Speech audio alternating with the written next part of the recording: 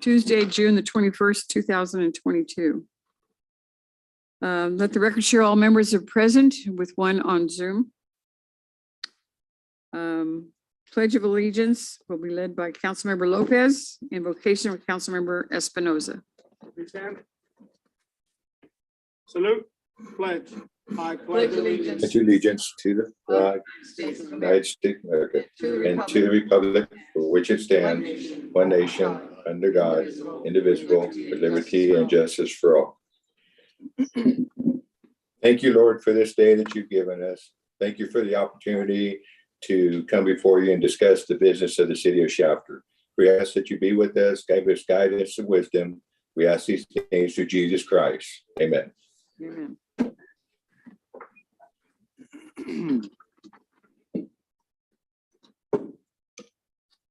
Approval of agenda. No changes. Make a motion to approve agenda as read. I'll second it. We have a motion by Mayor Pro Tem Gibbons, seconded by Councilmember Lopez. Roll call. Councilmember Alvarado, Yes. Given, Yes. Lopez, Yes. Espinoza, Yes. and Prout. Yes. Okay, the next item is public comment. Anyone in the audience care to address the council may come forward at this time. Public comment. Anyone submit anything else publicly? No. Okay, hearing no comments, we'll move on to council announcements and reports. Gilbert, you have anything? I was just checking. I don't have any. Chad? Graduation's done for most everybody. I think everybody actually now is done with graduation. So to all those who have kids who have graduated, congratulations. To the kids listening, congratulations as well. Just been spending a lot of time with some of the schools for their graduation ceremonies. I did a ASB election ceremony for one of the schools, and then got to attend the MAD conference today to familiar faces. We had two of our officers get awarded with certificates from the MAD program. So it was good to see everyone getting awarded. There were some really high numbers that were flying out there, which I don't know is good or bad. I haven't quite figured that one out yet, but it was good to see a couple of our officers getting awarded and seeing what the city does and puts into trying to protect everybody the best they can. That's all I have. Caesar? I don't have too much to report. Been very busy. As you can tell, I apologize for not being here the last, I believe, 2 meetings. Work's been very crazy. Just today, I barely made it. Had to come straight from work straight here, but I'm here. Very good. I have a few things that I'd like to mention. Grow Academy did their promotion for their graduates from 8th grade on up. And I was asked to do a message. And also we had in attendance, Mayor Pro Tem Gibbons, as well as Councilmember Espinoza was in attendance too. They had 79 girls and guys that graduated, and families were invited. And so they had 600 people in attendance. It really was a pretty spectacular event they had. The history we shared with them had to do with the fact that we were involved 10 years ago, getting them started by visiting over in Arvin, as well as meeting with Barbara Grimm, Marshall Grimm. And so, yeah, to see their first graduating class was really a highlight for us and to encourage them on. It was a good milestone for them. Also, we had Monday the 13th, as well as on Tuesday the 14th, we swore in oath of office for some tutors at the Learning Center. One of them was Brenda Lopez, Estrella Ramirez, and Danya. Is that right, Johnny? Yeah, Rubio. Really 3 nice females that are going to be working and giving of their time with our kids over there, and it was exciting to welcome them. Also, we attended a ribbon cutting for Per Marotta Physical Therapy. It's just down from Dr. Coleman's office, used to be Anytime Fitness. And they already have quite a lineup of people that they're helping, maybe some that were from Shafter that were going into the Bakersfield businesses, but they're located here. I was in there yesterday and they were already looking to bring in another therapist as well as an assistant So really a good move for them and I was pleased too. And also I had a AB 617 meeting and staff was in attendance too. The committee's been going on now for almost 4 years, or at least 4 years. And they're still discussing a lot about the expenditure of funds that's been allocated here. And yet the reality is that it still has to go through CARB and CARB makes the final decision. And yet some of the people on the committee,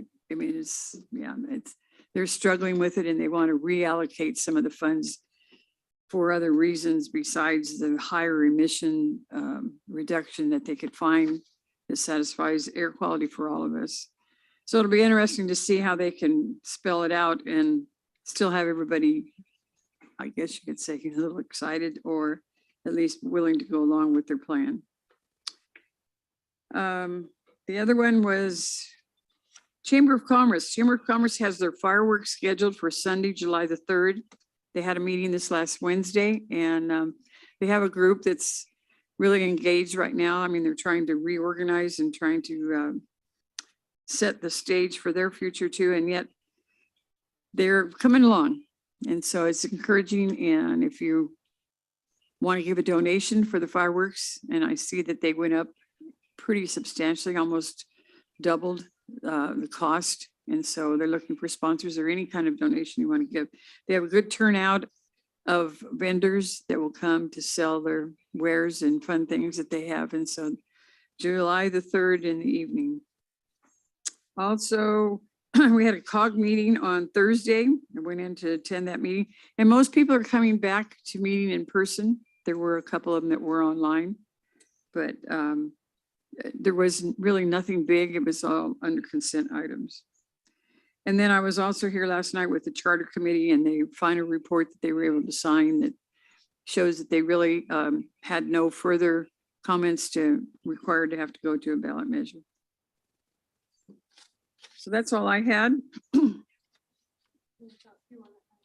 Oh, yes, Pete, I even had it written down. Pete, maybe you have something you want to share with us? I know you were at some of these events.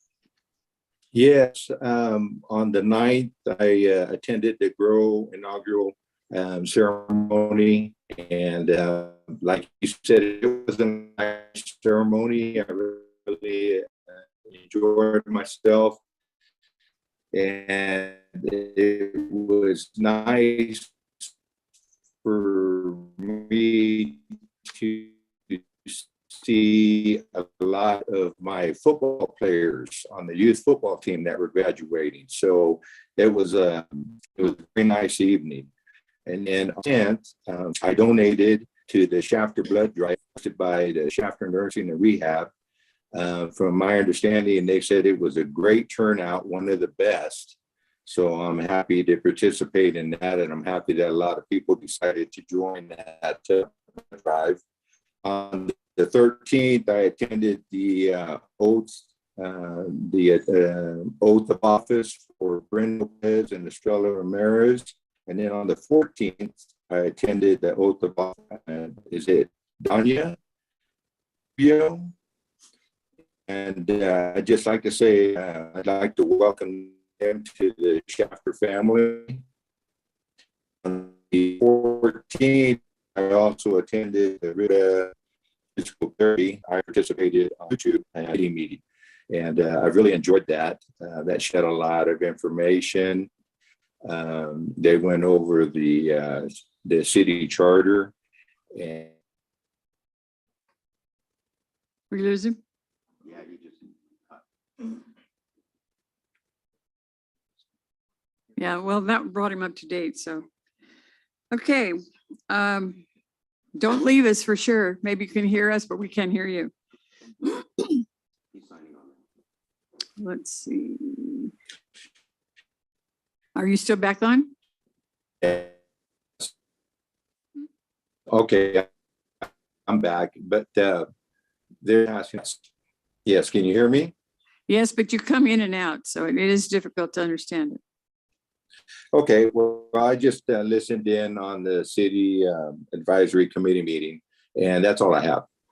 Very good. Thank you. Okay, we'll move on to consent calendar. And on the consent calendar, we have 8 items, and I'll briefly hit through them. Pardon me? Oh. Consent calendar, we had general checks, payroll, and overtime report and minutes for June the 7th. Number 5 item was to accept the dedication of easement for street and public utility purposes for Express Avenue at Resco, from Resco. Rexo, what, you know? Rexco. That's the first time I'd seen Resco. Okay, Rexco. And then we also have the dedication for public sewer and also the dedication for the freeway and public utility purposes for the West Beltway from Rexco. Authorize city engineer to record the documents. Number 6 is to approve a deed restriction as required by the state of California grant project, authorizing Public Works Director to execute and record the deed restriction on behalf of the city. That has to do with our park grant, Prop 68, and the park at Fresno and CVH. Number 7 is to adopt resolution number 2876, approving the engineer's report and declaring intention of levy collection assessments within the existing landscaping and lighting districts for fiscal year 2022-2023.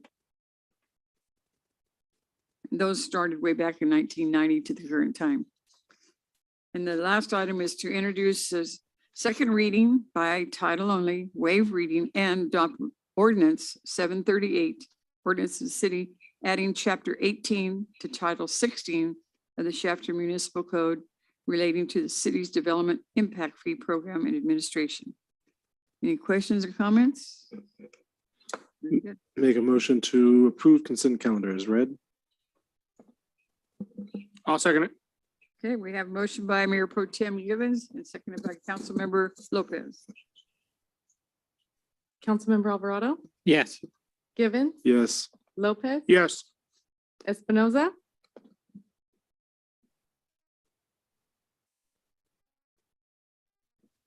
That could be him connecting to the audio.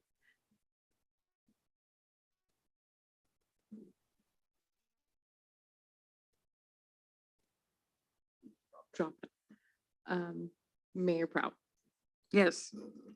Okay, we'll move on to public hearings. The first item on public hearing is a legislative extension of time for tentative track number 6614. Sorry, Mayor and Council, these 2 items will be presented to you by our planning manager. These were previously listed at the last council meeting. However, due to conflict with some of you, we pulled those for tonight. And so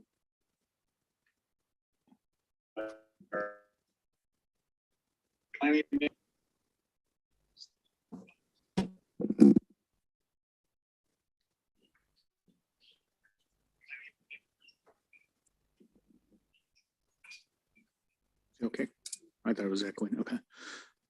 So as I was saying, these 2 items now being presented to you separately due to the fact that some of you do have conflict on each of the items. And so our city attorney will explain to you the process, the rule of necessity that we'll need to exercise to be able to have a quorum, because on one of the items, 3 of you, the majority have a conflict. So before our planning manager gives the Yeah, I'm ready to second. staff report, I'm going to have our city attorney just walk you through what the process could look like, will look like. So, Marco. So what the FPPC rules provide is that anytime that there is a situation where a majority has a conflict of interest on a matter, the rule specifically California Code of Regulations Section 18705 authorizes us to use a random draw procedure to requalify one back or sufficient number to establish the quorum.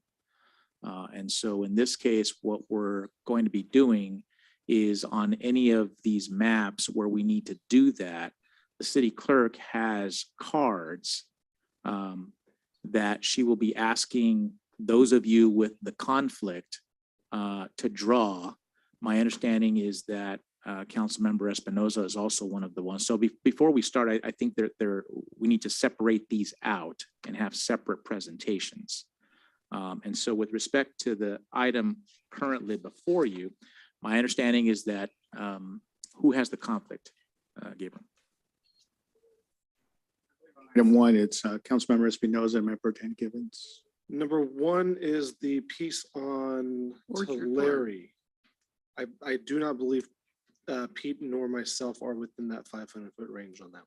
It's also the 1,000 feet. There's a potential conflict within 1,000 feet. Yeah, I can't answer the 1,000. Then yes, then we would absolutely. The three of us would.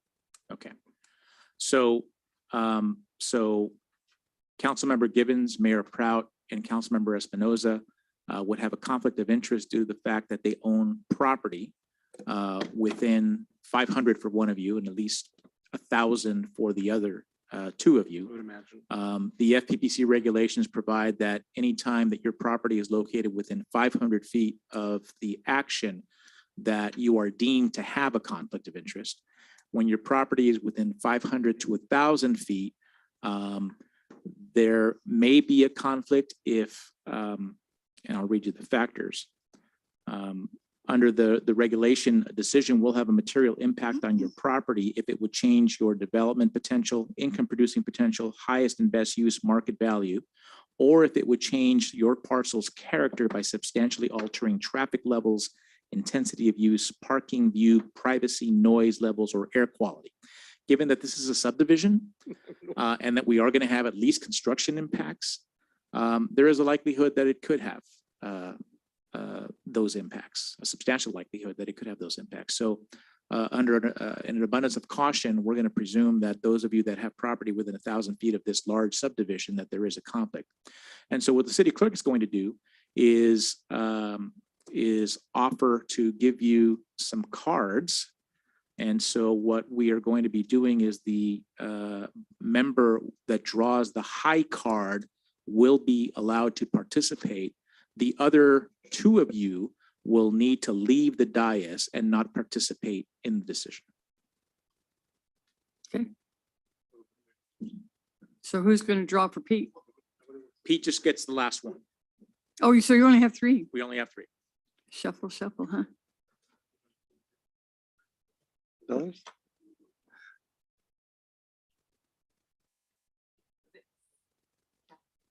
See you later. 9. 9. Okay.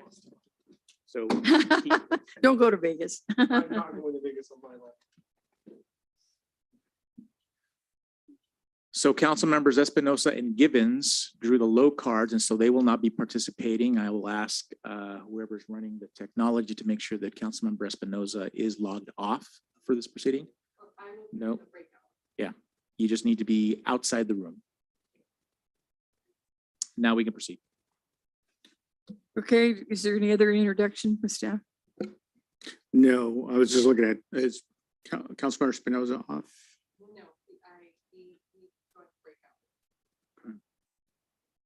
Change your question, Mayor. No further introduction. We'll have Steve make the presentation momentarily.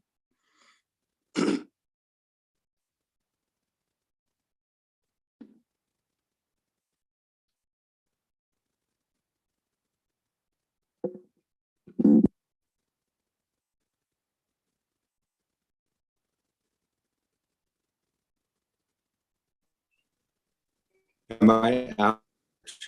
Or Yes, Councilmember Espinoza, you drew a low card, so if you can accept the city clerk's invitation to the breakout room. different?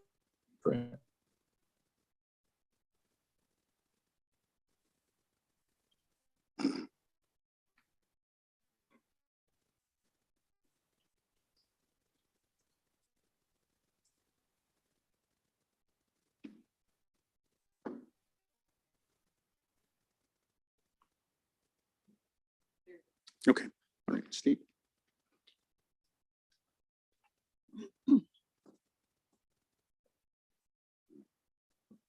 Honorable Mayor and Council, this item is legislative extension of time for tentative track number 6614. Legislative extensions of time are allowed per Government Code Section 66452.26, which became effective 1/1/2021. From the state, it allows a 24-month extension of time for residential subdivision maps. These maps had to be approved between 1/1/06 and 7/11/13. Tentative track 6614 meets this criteria. It requires council approval for the legislative extension of time, and the owners are still available for any remaining discretionary extensions of time. This happens to be the site on the northeast corner of East Tulare Avenue and Beach Avenue.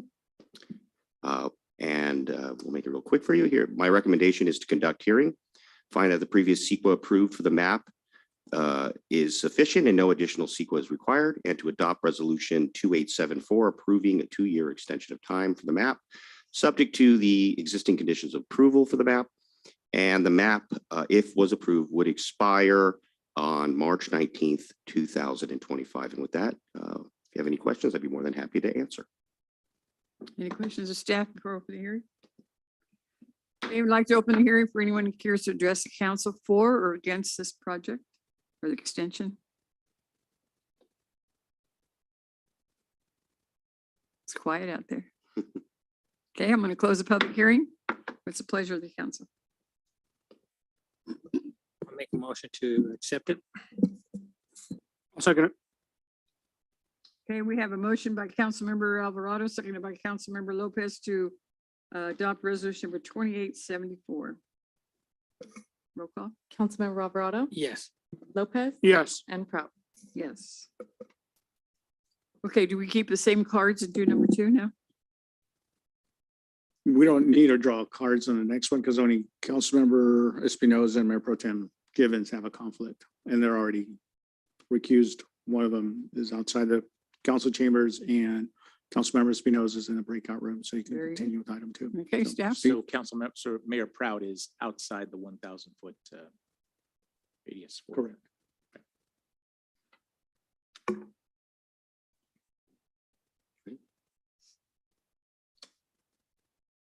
All right, Honorable Mayor and Council, this is also another legislative extension of time that we held over from last meeting.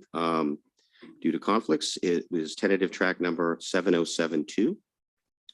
Again, it's allowed by state law, which came into effect January 1st of 2021. It is a 24-month extension of time. This tract meets that criteria. Again, it does require city council approved for the extension of time, and the owners are still eligible for any remaining discretionary extensions of time. This is the site on the northeast corner of State Avenue and Beach Avenue. Again, similar to the last one, conduct hearing, find that the previous CEQA approved for the map is still sufficient and no additional CEQA is required, and adopt resolution 2875 approving a 2-year extension of time for the map, which is of course subject to the existing conditions of approval for the map. And this map would expire, if approved, would expire on June 17th of 2024. With that, I'll entertain any questions if you have any. Anything from staff? Okay, at this time, I'd like to open the public hearing. Anyone who cares to address the council may come forward. Hearing none, seeing none, nothing on record either. Okay, we close the public hearing. Any other comments from the council? None. Okay, motion. I'll make a motion to accept, is it track 72? I'll second it. Okay, we have a motion from Councilmember Alvarado, seconded by Councilmember Lopez to adopt resolution number 2875. Councilmember Alvarado, Yes. Lopez, Yes. and Prout. Yes. Okay, somebody want to bring him in? Thank you, Governor.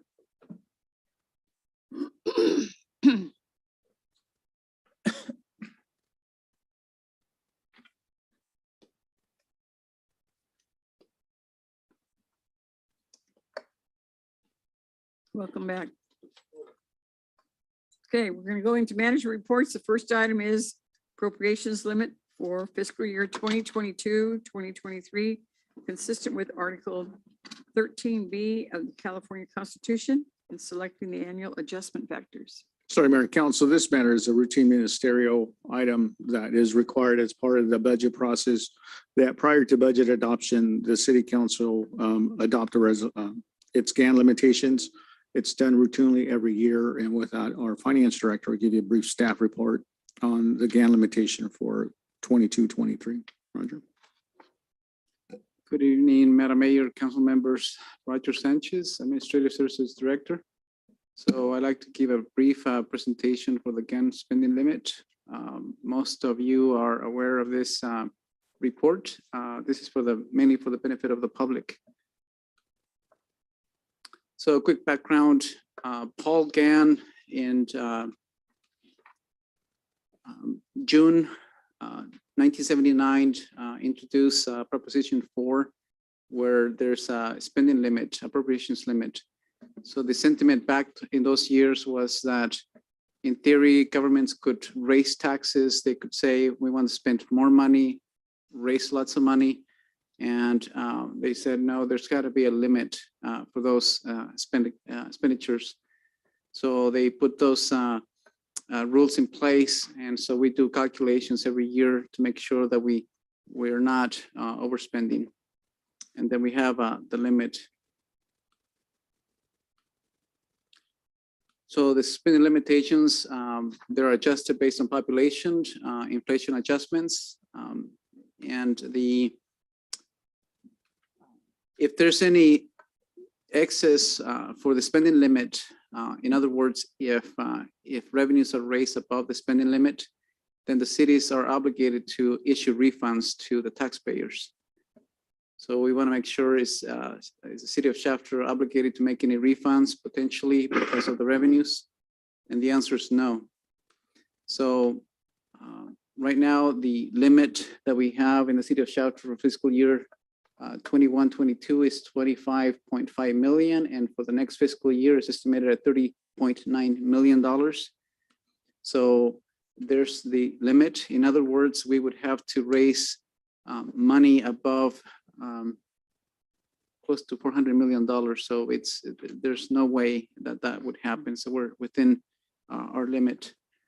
So with that, the recommendation is for council to adopt the resolution setting up forth an appropriation limit for fiscal year 22-23. If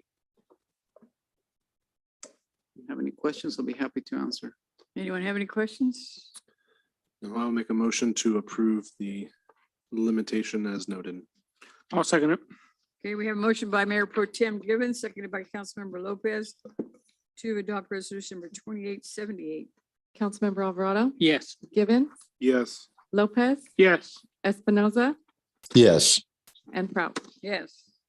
The next item is the adoption, a resolution approving and adopting the annual operating budget and capital improvement plan for fiscal year 2022-2023.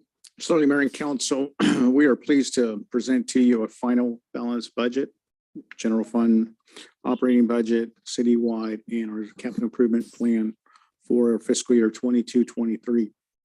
As stated, this is a balanced budget consistent with council priorities to continue to invest in our infrastructure, public safety, community amenities such as our parks. And so this spending plan also takes into consideration any economic factors that may be known of as of today. So to that end, one of the things we are aware is our state of economy, and with inflation being what it is and cost of goods for city services, just the cost of doing business, fuel, utilities, and other services like that. So that was something we took into consideration as we adopt the budget. And I believe, Mary, you made the comment that this is just a spending plan, and so it has to remain fluid. And so we will be monitoring it closely, both on the revenue side and the expenditures.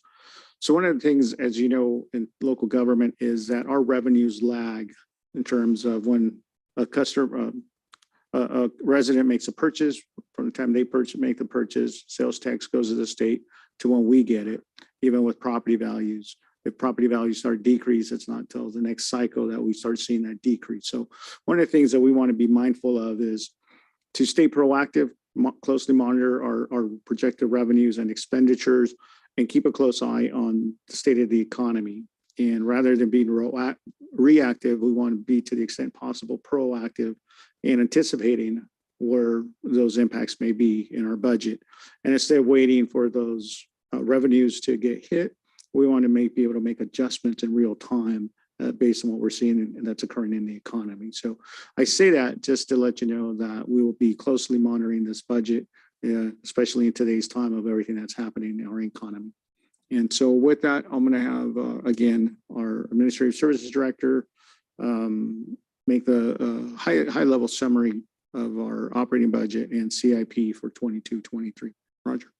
Madam Mayor, council members, so with this, I would like to provide a quick summary of the operating budget. So we provided several meetings, including operating projected revenues, expenses, labor cost, and we had various meetings. So this should be a quick overview. The consumer price index has increased at a 40-year high. This has an immediate impact on operating expenses, but also potentially if there's a recession, that could have an impact on sales taxes as well. So as city manager mentioned, we'll be monitoring that information as we receive that. The citywide projected revenues, this is on the budget book. It provides an overview over multiple fiscal years, and this is broken by fund group.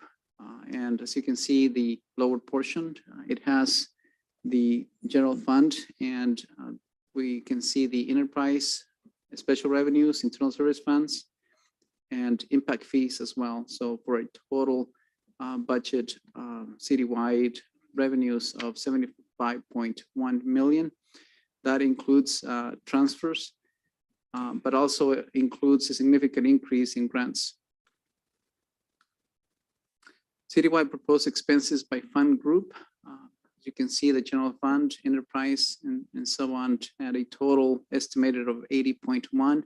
It is worth noting that the CAP, it carries over prior years, current year, next year, so multiple years for CAP projects. So it's kind of difficult to see overall for multiple year projects.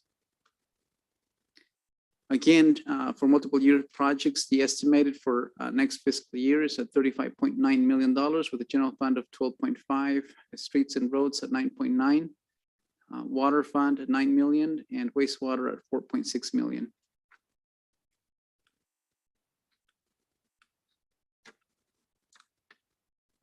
So this is a general fund operating revenues, which includes the taxes, fees for services, licenses and permits, and other operating revenues.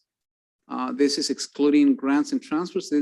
This is so you can see an overview of the actual operating revenues related to general fund.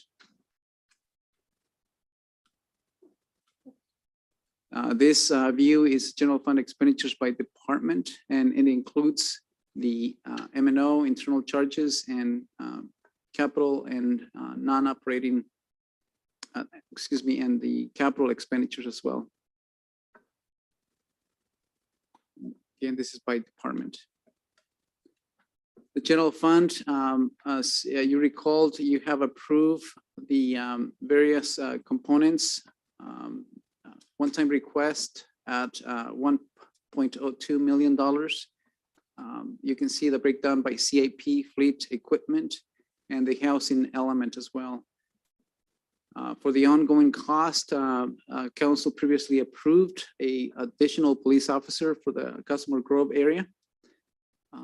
And also a overtime of $150,000 for police department, and IT and cybersecurity expenditures. You can see the general fund summary. This, as it is proposed, you can see that on top the revenues, operating expenses, operating income, and on the bottom section you can see the capital expenditures by the different fiscal years. And for the 22-23 fiscal year, we estimate a modest surplus of slightly above $500,000.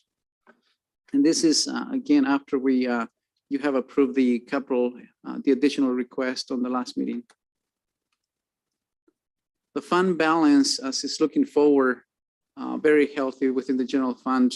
On the 1920 fiscal year, the fund balance this is audited fund balance at $56 million. And we do project to continue to increase year over year even next year, and hopefully the revenues will be able to collect as it is estimated for the next fiscal year. And if that's the case, we should have an increase in fund balance. And with that, staff recommends for council to adopt resolution approving and adopting the annual operating budget and CAP for the next fiscal year 22-23. Any questions of staff? Good. Okay. I will make a motion to approve budget as read. I'll second it. Okay, we have a motion by Mayor Pro Tem Gibbons, seconded by Councilmember Lopez to adopt resolution number 2877.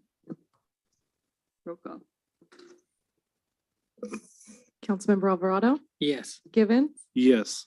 Lopez. Yes. Espinoza yes, and Prout. Yes. We've had many workshops, as all of you know, and I think with all the input from the staff, we really have been as conservative, I believe, like what's been said here, to make this work, and we just hope everything else kind of comes together too. So looks good. Good job, by the way, for everyone who put into that, because we've seen some that were a little shaky, and presentation was very nice tonight. I can see you cleaned it up even from the last time. It looks good, so good job, very good job. Okay, we'll move on to the next item is the first reading of ordinance 737 to amend the existing franchise solid waste hauling agreements to comply with mandates established by Senate Bill 1383. Certainly, Mayor and Council, these next two items are directly related to the ongoing implementation of SB 1383 and the change in refuse services as mandated by the state. With that, our Public Works Director, Mike James, will make the presentation for both items. Mike? Yes, Honorable Mayor, members of the Chapter City Council, at the June 7th council meeting, a resolution was adopted approving new solid waste collection rates and services. And as you know, the need for the changes was primarily compliance with new state waste diversion mandates. Many of the changes require updates to existing franchise hauling agreements that we have with Warner Brothers and American Refuse. So there's three existing franchises. The first being the core city commercial customers within the core city, as well as two franchises in the service area known as East Shafter. This covers Gossamer Grove, Wonderful Industrial Park, and the Shafter Airport. Now, before the changes can be implemented, the council needs to approve amendments to these agreements. And the way we do that is through an ordinance. And before you tonight is ordinance 737. The agreement amendments are separately listed as exhibits to this ordinance. So both Warner Brothers and American Refuse have worked closely with staff over the past few months, and they're ready to proceed with these changes. And they're here tonight if you have any questions for them. So with that, we ask that you conduct the first reading of ordinance 737. And then just to confirm that this is for the existing franchises, we're going to cover the core city residential franchise in the next item. Any questions of staff? That was actually a question I was going to ask. Thank you. Anybody else? Okay, we have a motion. I will make a motion to approve as read. I'll second it. Okay, we have a motion by Mayor Pro Tem Gibbons, seconded by Councilmember Lopez to have first reading and waive the reading for ordinance number 737. Councilmember Alvarado, Yes. Givens, Yes. Lopez. Yes. Espinoza yes, and Prout. Yes. The next item is the approval of agreement with American Refuse for the core city handling of residential solid waste, organics, and recycling collection services. Yes, Honorable Mayor, members of the Chapter City Council, the action that you took at your June 7th meeting also applies to the recently developed core city residential franchise agreement. The council also authorized previously authorized staff to work towards developing a separate franchise agreement with American Refuse for this service area through an ordinance. And once this change goes into effect, it'll officially relinquish the city service, refuse service by city crews, and will establish 3-cart service citywide for Shafter residents. The agreement before you as drafted incorporates the rates and services that have been already approved. It establishes an initial 10-year term with renewal options, and it covers the free bulky waste collection service proposed by American Refuse. And it details a transition plan, or at least authorizes a transition plan between the city service and American Refuse Service. And this transition plan, if we proceed tonight, will go into effect as early as next month. And curbside customers in mid-July will likely receive their three carts from American Refuse. At about the same time, American Refuse will take over alley collections kind of on a subcontract basis. They're going to maintain the status quo trash only service until the 3-cart service is ready to be deployed for all the alley customers. And this transition for alley customers will likely start in August and last through March of next year. And this is a transition plan that has already been approved by the state of California. So, and this, starting this transition for alley customers too, and having American take over that as the service for alley customers will allow us to reassign the refuse truck drivers to the streets department as we had originally planned through this budget. So unlike the previous action for the existing franchises, this does not entail an ordinance. The council already adopted an ordinance directing us to work towards awarding the franchise to American Refuse. So with that tonight, we're here to request approval for the Core City Residential Franchise Agreement. Okay. Does anyone on the council have any questions? I do have a couple. Just for my sake, what is AB 939? It notes that in here, and I thought it was 1383. AB 939 dates back 30 plus years, and that was the mandate that required a 50% reduction in waste disposal by tonnage. And so we were, at that time, we met that compliance by focusing on our industrial customers that had tonnages, waste tonnages that could be used elsewhere and diverted. Specifically, the Elk Roof Plant. There was a waste byproduct that prior to AB 939 being implemented, the tonnage was equal to the entire rest of the city of Shafter. So through resourceful thinking and ingenuity, we, with the city manager at the time and Elk, developed a program where that byproduct was used as an alternative road servicing product. And it was used throughout Minterfield, and it was used throughout the state, in fact. So we were able to meet 939 compliance with that program alone, and that enabled us to defer a 3-cart service, quite frankly, until now. Okay, so when I'm looking at the the recitals that are done here on the agreement, the AB 939, it's just talking about that's what we were doing, and now we're moving to 1383. I just want to make sure I read that right, because I saw it in there. I didn't understand why it was there. It just shows the succession of mandates and how we got to where we're at. Understandable. Okay. And then as far as the rollout plan, you mentioned it was going to be a question. I tried hunting that down in the recitals here. I didn't really see a clear directive. You know, are we still following the map system that you had talked about a few months ago, or is it something different? You kind of mentioned a little bit tonight about curbside residents first, and then eventually with the alley. But what is that timing? Well, the easiest transition right now is the curbside customers. They're used to putting their containers out in the curb. And so there's roughly, I want to say 2,000 customers that are going to be impacted, or their existing curbside. And so the plan is, and Mr. Martin could maybe address specifics, but starting July 11th, after the fourth holiday, the first Monday after the fourth holiday, is to distribute the 3 carts to the existing curbside customers over a period of, I believe, of 2 to 3 weeks, maybe through the end of July, and then commence the alley conversion plan. And I believe Mr. Martin had targeted at least 200 residents per month through March. Do we have a map of what? Mr. Martin developed a map. This agreement doesn't And not with him, I wouldn't assume, but he has developed a map and, but it's not an exhibit to this agreement, but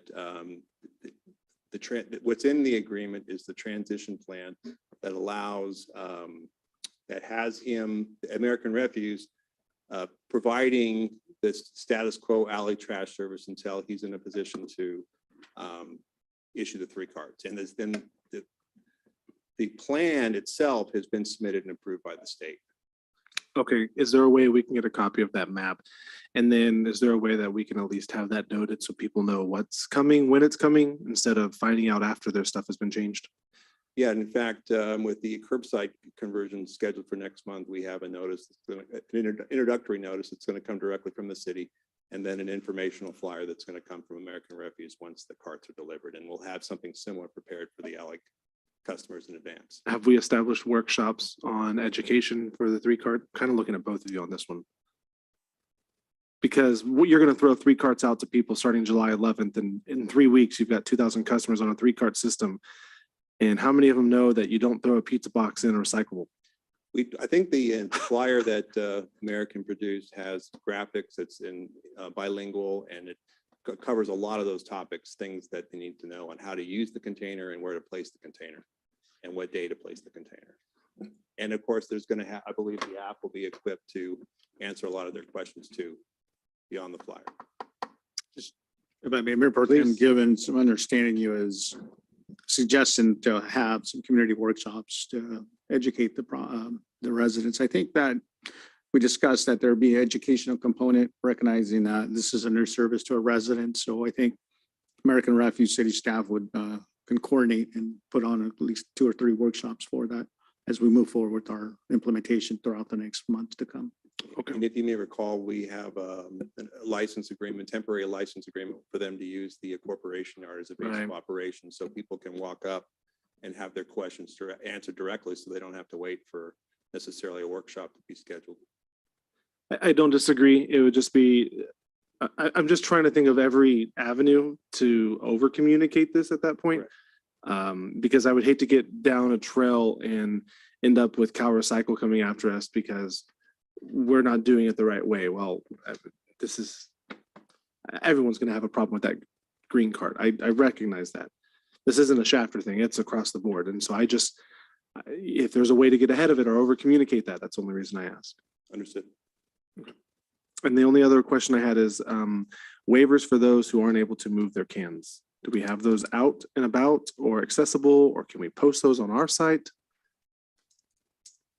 Well, those would apply for the alley conversions, correct? And I would imagine. So I'd imagine we would have those through American Refuse at the time the conversions are ready to be conducted. Maybe Mr. Martin could make those. I'll let him address it if he.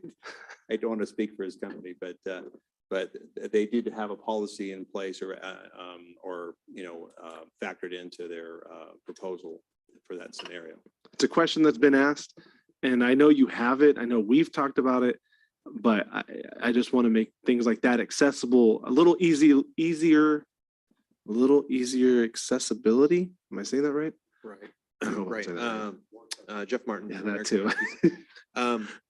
So to start with that question is yes, we do. Typically what we like to do is we like to have the jurisdiction that we're working for, make that assumption. A lot of people maybe think we're biased or what have you. So we typically lean on the city, but we don't have to. I mean, we could make the decision ourselves.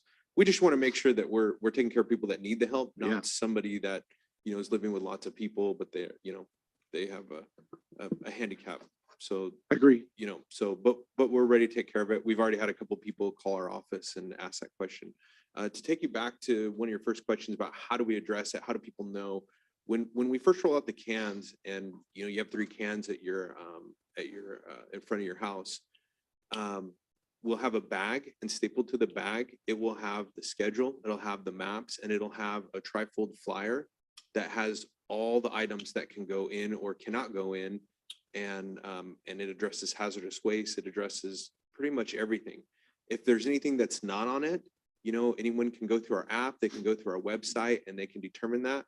As we roll out the carts, we will be heavily staffed. So we get a lot of people that come out and ask a lot of questions. So we'll have those folks in the street ready to answer questions. we'll be working out of the Shafter yard, but we're going to have a lot of staff available to answer any questions because we get a lot as we roll out. I'd imagine. Everybody comes out to the street and everybody wants to talk about it. So we're well prepared for that. As far as the maps, we did produce the maps. We have just, it seems there was timing on each one of the maps. And so as each month has gone by, you know, we haven't really set it in stone yet when the start date was going to start and the different tiers, because there's 2 phases of it. We're going to be on the east or west Shafter side of 43. And then once we get done, we'll be on phase 2, which will be on the east side.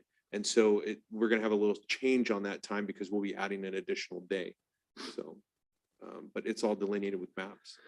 As you get closer to that, is there a way we can put the app on our website and social media so that way people can access it, whether it's through Shafter or through the Facebook or Snapchat or whatever, however people do social media. And then B, once you have a fairly clean version of that map, when you kind of have a good rollout date, so you guys have established that, can we also post that on that site? So at the very least, they can say, well, you can go to Shafter, you can access your guys' stuff through there. Obviously, they can get it through the Shafter site. And I'm just trying to make sure we flood that market because, you know, we get questions. I was there when she was getting questions on it. I'm getting questions and calls on it. I know you guys are probably doing the same thing. And it's just nice when we can say, go here, this is where you're finding it. And that if you can't find the answer there, then we can step in a little bit further, but make sure that they know to go to you guys for that resource, or at least the site and direct them that way. Yeah. We'll get them to you so you can share them on Facebook. And show everybody how to use that green can. Yeah. Can't wait. I know you can't wait for me to use that green can. I have no other questions, and Gee, we cut him off. but these are all questions that are coming in. They're being asked. They're just overly anxious. And I just, you know, to be honest, I just came out and told them, let it happen. Don't get too excited right now. Just let it happen. We're all in it together. Just give it a chance. The questions arise. I want to be able to answer the questions. So these are questions that are coming up. You can't just find it anywhere. That's why I'm asking. So the more information we can put out there, the better off we are. Prepare. And I have no other questions at that. Any other questions from the council? Okay. Make a motion to approve item 4 is read. I'll second. Okay, we have a motion by Mayor Pro Tem Givens, seconded by Councilmember Alvarado to approve the franchise agreement. Roll call. Councilmember Alvarado, Yes. Givens, Yes. Lopez, Yes. Espinoza, Yes. and Prout. Yes. It will happen. I mean, I'm not saying it won't, and I understand we let it happen when it happens, but I like to know information ahead of the game so I can be prepared. well, And, let- and I think that's why we were asking that Can't question. change either. Let us be prepared. Let the residents be prepared. That's only fair to them. We'll offer it and we'll see how many will come. Number 5 is to request 1, temporary authorize a second senior planning position, and 2, approve a one-time amendment to the planning department budget in the amount of $115,000 to hire a new senior planner in advance of pending retirement of incumbent senior planner. Certainly, Mayor and Council, as we are trying to be more proactive in succession planning, we have received notification from our current senior planner that she is looking to retire beginning of sometime in 2023. And so, as you know, the incumbent does a considerable amount of work with our maps and in the planning department and other areas. And so we did advertise the position consistent with council direction late last year. And after some numerous months, we found a candidate that our planning manager has interviewed and feels will be a good match for the city and brings the experience necessary to be able to fulfill that position. Not the shoes of the incumbent, because the individual does quite a bit, but the position to begin with. And so this evening, we're asking you to authorize the second senior planner position. And then because we just adopted the budget and we didn't want to do too much work with the budget, we're asking already for a budget amendment of $115,000. That amount will be absorbed within the existing budget. And then moving forward, we won't need any additional budget because obviously when the incumbent retires, those monies will be applied to this position. But this early hiring of the senior planner will allow our planning manager and the incumbent to work together and start doing some training and succession planning to try to retain as much of the current workload that the individual does before they retire. So we're asking for the second senior planner position in the budget amendment of $115,000. Any questions? For clarity, we're not having two senior planners and Suzanne and yourself. It is Suzanne, yourself, and the senior planner to A total of shadow. 3, correct. So once she retires, we're back to just the planner, two. senior planner, and the planning manager. Yeah, I just want to make sure I understood that. Correct. I'll make a motion to approve. I'll second it. Okay, we have a motion by Mayor Pro Tem Gibbons, seconded by Councilmember Lopez to authorize the budget amendment. Councilmember Alvarado, Yes. Given, Yes. Lopez, Yes. Espinoza, Yes. and Prout. Yes. Number 6 item is to adopt urgency ordinance number 739, approving and adopting execution of a second amendment to the development agreement by and between the city of Shafter and Suburban Land Reserve, Inc., 7 Standard Ranch Investors, and the Lenore Homes of California. Sorry, Mayor and Council, this is a ministerial matter in which we're asking council to approve a second time extension for the development agreement. We are in negotiations with the parties mentioned, and as stated in the staff report, in December of last year, we entered into the first 6-month extension. However, our negotiations are ongoing. We anticipate that we should be able to wrap up our negotiations within the next 90 days. And so we're asking council for an additional 90-day extension that will carry the negotiations through October 21st of 2022. So staff's recommending approval. Okay, any questions of staff? Otherwise, Make a motion to approve. Second. okay, we have a motion by Mayor Pro Tem Givens and seconded by Councilmember Lopez to adopt urgency ordinance number 739. Roll call. Councilmember Alvarado, Yes. Given, Yes. Lopez, Yes. Espinoza, Yes. and Prout. Yes. Okay, I see city manager comments and reports. Sorry, Mayor and Council, just a few friendly reminders. Starbucks is having their soft opening ribbon cutting this Thursday at 12 o'clock on site. Also, 3rd of July, the chamber will be having their firework show again. So everyone is to come out Sunday, July 3rd, 5 p.m. at the Shafter High School Field and Sports Complex. And then also too, we have a special city council meeting June 28th at 4 p.m. Just friendly reminder.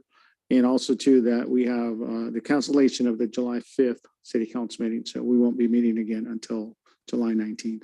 And with that, it concludes my comments. And I'm told that we don't have any other director reports at this time either. So Any questions of staff or, okay. We have a motion to adjourn. I'll make that motion. Good. Second. Okay, we have a motion and a second. All in favor, say aye. Aye, Aye. opposed, no. Aye. We are adjourned. Thanks, Pete. Go have fun.